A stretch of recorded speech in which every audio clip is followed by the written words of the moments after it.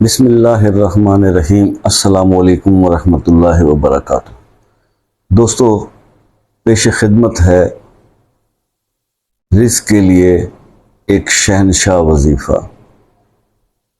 سورہ مزمل کا وظیفہ، تمام وظیفوں کا سردار وظیفہ۔ رزق، دولت، پیسہ، پیسے میں برکت، تجارت میں اضافہ، مال میں برکت۔ دولت کا حصول جو ہے یہ آج کے اس وقت کے انسان کی سب سے بڑی خواہش ہے،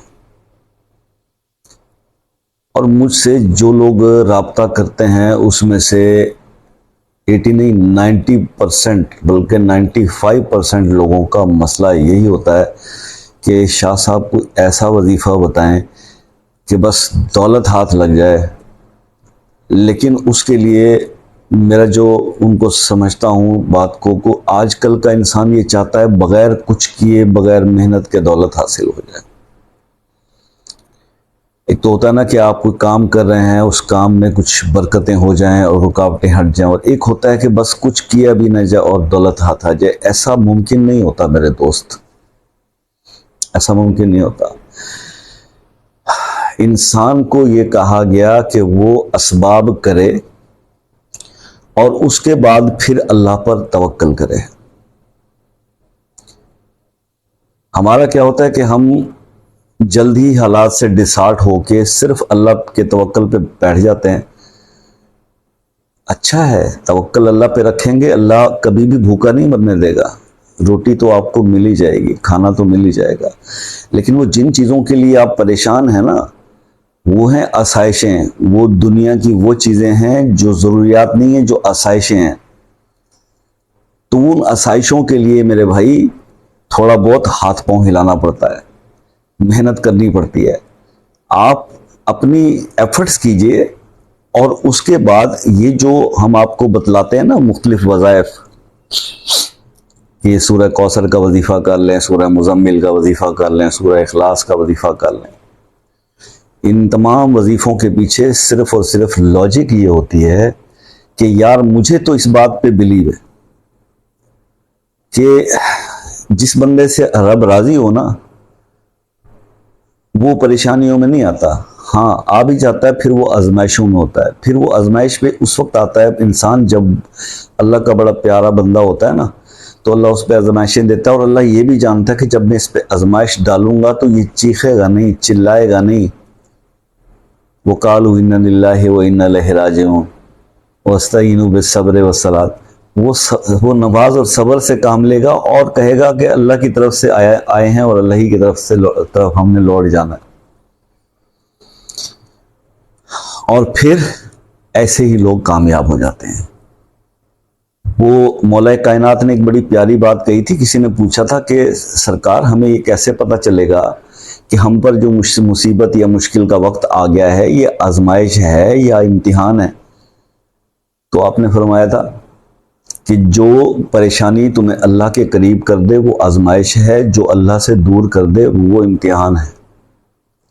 وہ سزا ہے۔ یعنی امتحان اور آزمائش وہ ہے جو اللہ سے قریب کر دے، کیونکہ اللہ آزما رہا ہوتا ہے کہ یہ میرا بندہ اس سچویشن میں کتنا تگڑا ایمان ہے اس کا، کتنا اس کا توکل سٹرونگ ہے، کتنا ایک اس کے اندر صبر، حوصلہ اور برداشت ہے،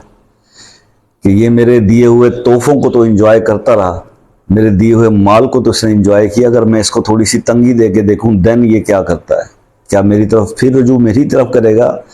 یا بھٹک جائے گا؟ تو یہ آزمائش ہوتی ہے۔ اور کچھ لوگوں کو پھر سزا بھی دے دی جاتی ہے کہ جب اللہ ان کو بہت زیادہ وسیع مال دیتا ہے تو وہ اس میں سے کچھ ایسی غلط جگہوں پہ اس کو استعمال کر بیٹھتے ہیں، یا تکبر میں آ جاتے ہیں، یا کسی کی بد دعا لے بیٹھتے ہیں، تو پھر وہ ان کو سزا کی صورت میں مختلف معاملات کا شکار ہوتے دیکھا گیا ہے۔ تو اللہ تعالیٰ ہمیں آزمائش والے لوگوں میں رکھے، سزا والے لوگوں میں نہ رکھے، یہ دعا کرنی چاہیے، اور پریشان نہیں ہونا چاہیے، بلکہ کچھ نہ کچھ بندوبست کرنا چاہیے، کام کی طرف جانا چاہیے۔ اور اگر آلریڈی کام کر رہے ہیں اور اس کے اندر پرابلمز آ رہے ہیں، دین آپ یہ جو ہم وظائف بتاتے ہیں نا، اس کا مقصد یہ ہوتا ہے کہ اللہ کو آپ منا لیجئے۔ کچھ آیتیں قرآن کی اللہ کو پسند ہیں، آپ کو پتہ ہی ہے سورہ یاسین قرآن کا دل ہے، سورہ اخلاص کو 3 مرتبہ پڑھیں تو ایک قرآن کا ثواب ملتا ہے، سورہ رحمان جو ہے وہ قرآن کی دلہن ہے۔ کچھ آیات ہیں جو رسول اللہ صلی اللہ علیہ وسلم نے مختلف احادیث میں بتائیں، رسول اللہ صلی اللہ علیہ وسلم نے بتایا کہ مشکل پڑے تو یا حیو یا قیوم پڑھا کرو، یہ پوری دعا ہے یا حیو یا قیوم برحمتک استغیث۔ اس طرح بہت ساری چیزیں سرکار بتا کے گئے، احادیث پڑھی ہوئی ہیں، ان کا مطالعہ کریں۔ مقصد یہ وظائف کا یہ ہوتا ہے کہ وہ اللہ پاک جو ہے وہ راضی ہو جائے، اس بندے کے اوپر پھر مہربانی کی نظر کریں، رحمت کریں، اور وہ آزمائش اس سے ہٹا لیں اور وہ اپنے راستے پہ پھر چل پڑے۔ بلکہ اس کو جب انسان کڑے وقت سے گزرتا ہے نا، جب مالی تنگی کسی بندے کو آتی ہے تو یاد رکھیے کہ اس مالی تنگی کے بعد ایک دفعہ پھر اچھا وقت بھی آتا ہے، جس طرح ہر خزاں کے بعد ایک بہار آتی ہے، کیونکہ اللہ پاک پھر انعام کے طور پر اس کو بہت اچھے وقت سے بھی نوازتے ہیں۔ تو وہ اب کیونکہ برا وقت دیکھ چکا ہوتا ہے تو اس کو یہ ساری چیزیں سیکھ سمجھ چکا ہوتا ہے کہ اب میں اللہ کے دیے ہوئے مال میں سے اس کے راستے پہ خرچ بھی کروں گا تو پھر مجھ پہ یہ تکلیف پریشانی کبھی بھی نہیں آئے گی۔ مجھ سے پرابلم یا غلطی کہاں پہ ہوئی کہ اللہ نے بہت دیا، لیکن میں نے صرف اس کو اپنی ہی ذات کے حوالے پہ رکھا، اور میں نے کوئی سخی بننے کی کوشش نہیں کی، کوئی میں نے سخاوت نہیں دکھائی، کوئی اللہ کے راستے پہ خرچ نہیں کیا، کوئی دیا نہیں، کوئی لیا نہیں۔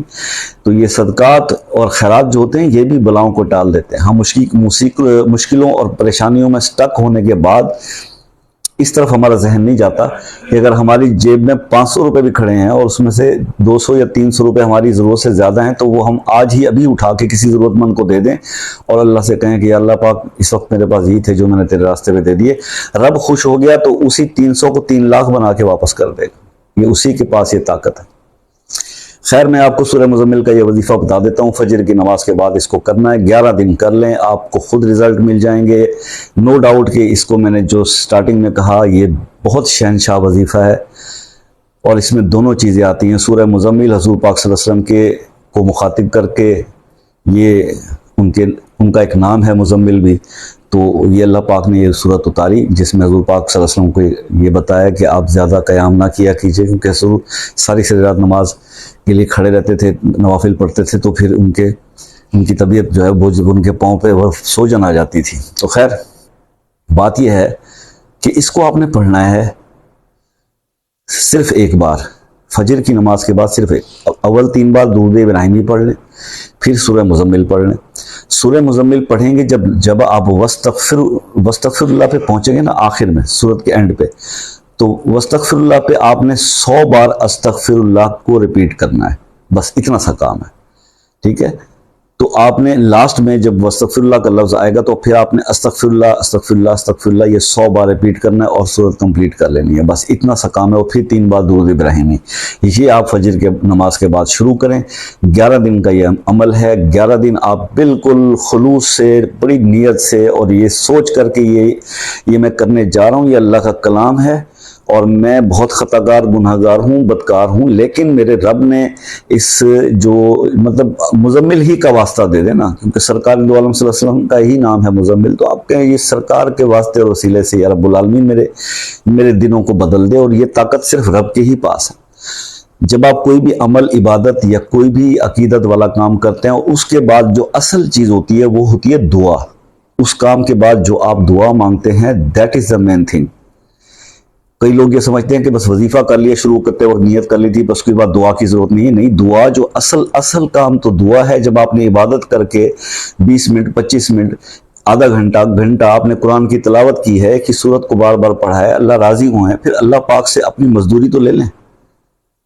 ٹھیک ہے نا؟ تو پھر آپ اللہ پاک سے التجا کریں، دعا کریں، اور پھر وہ دعائیں بھی قبول کرتا ہے اللہ پاک اس ٹائم کی، ٹھیک ہے؟ تو اللہ تعالیٰ آپ کو کامیاب کرے جی، آپ کے سب کے مالی مسائل اور پریشانیوں کو دور فرمائے۔ مجھے احساس ہے اس بات کا کہ بہت زیادہ، اور پھر دوسری بات اس لیے بھی یہ وظائف زیادہ بنائے جاتے ہیں رزق کے حوالے سے یا کسی بھی حوالے سے، کہ وہ اس بندے کو جو کرنے والا ہے اس کے نام کو سوٹ کرتے ہیں، کیونکہ یہ وظیفہ نیم سے شروع ہو، جن کا نام جن کا یا سے یاسر ہے، تو وہ جن کو سوٹ کرتا ہے، تو وہ یا ایھا المزمل جب پڑھیں گے تو وہ ایسے زبردست اثر کرے گا کہ کمال ہے۔ یہ پوچھ لیجئے نا اپنا نام مجھے کمنٹ میں بتا کے کہ جناب کون سا وظیفہ ہمیں سوٹ کرتا ہے، تو وہ میں آپ کو بتا دوں گا، اس پہ کون سی کوئی خرچہ لگنا ہے، صرف واٹس ایپ بھی فری ہے، پوچھ لیں۔ اللہ تعالیٰ آپ کو کامیاب کرے۔ ملتے ہیں نیکسٹ ویڈیو میں، تب تک کے لیے اللہ حافظ۔